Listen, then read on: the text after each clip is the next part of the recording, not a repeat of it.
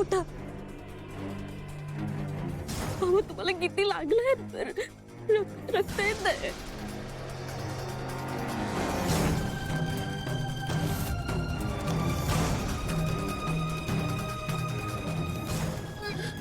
जाऊ का?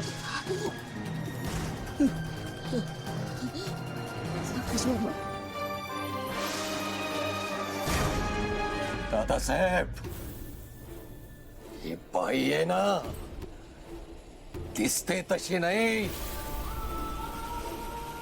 बाधा आहे बाधा. घात करणार, या घराचा घात करणार ही बाई.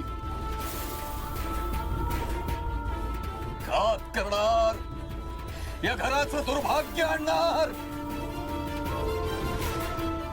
सावध राहा सगळ्यांनी. अजित, ऐकत काय बसलायस? कार त्याला बाहेर. अजित, माझ्या बाबांना हात लावायचा नाही. मीरा,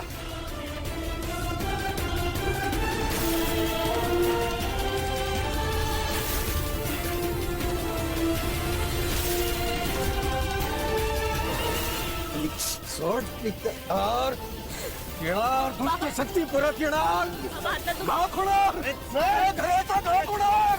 बाबा ऐका, तुम्ही घात करणार. मी तुम्हाला भेटायला येते नंतर. ही बाई घात करणार रे बाबानो. सावध राहा, सावध राहा. जा आणि परत या घरात पाऊल ठेवू नका. अनर्थ होणार, अनर्थ होणार. वेदाचे बाबा, तुमचं चुकतंय. माझे बाबा कधीच खोटं बोलू शकत नाही. मीरा, माझी आई सुद्धा कधी खोटं बोलणार नाही. आणि तुझे बाबा आहेत म्हणून त्यांना सोडलं. नाहीतर रामपूर यांच्या घरात येऊन माझ्या आईवर असले आरोप करणाऱ्या व्यक्तीला मी जीव.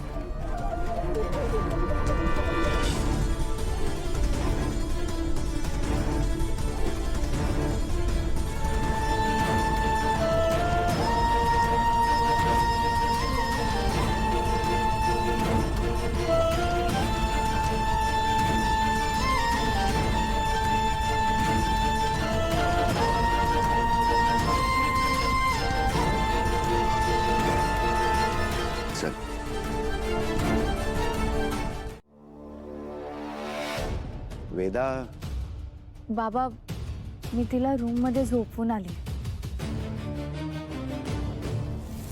आज आपण सगळे मिळून मीराचा वाढदिवस मोठ्या आनंदात साजरा करत होतो. अशा वेळी जे काही घडलं त्याचा कोणी स्वप्नातही विचार केलेला नव्हता. ते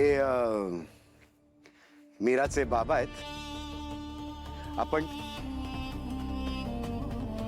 मी त्यांना योगी समजत होतो. तो माणूस आज इथे येऊन जे काही बोलला ते तो का बोलला मला माहिती नाही. त्यांनी जे काही आरोप केलेत, आपल्या कुटुंब प्रमुखावर आरोप केलेले आहेत.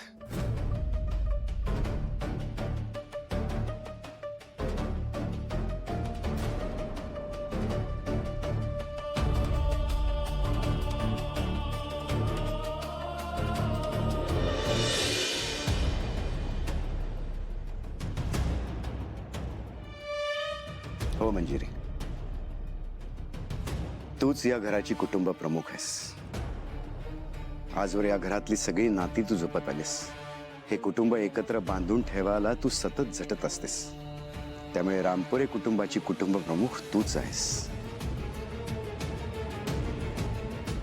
होय, खरंय हे.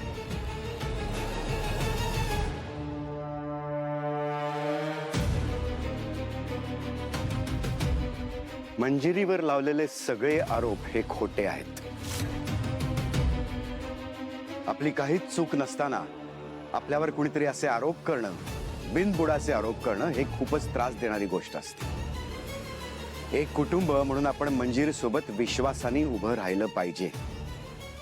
मंजिरीबद्दल प्रत्यक्ष देवानी जरी काही वाईट सांगितलं तरीही आपण विश्वास ठेवणार नाही. एवढे आपण मंजिरीला चांगलं ओळखतो. बरोबर बोलतोय ना मी?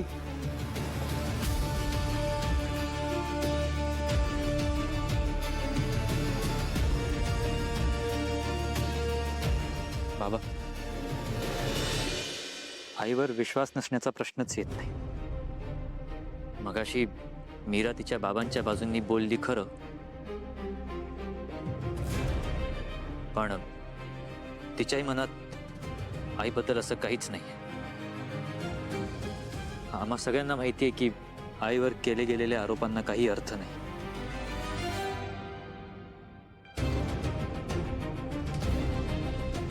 माझा मंजिरीवर अजिबात विश्वास नाहीये. तो मीराचा चक्रम डोक्याचा बापच खरं बोलत असणार.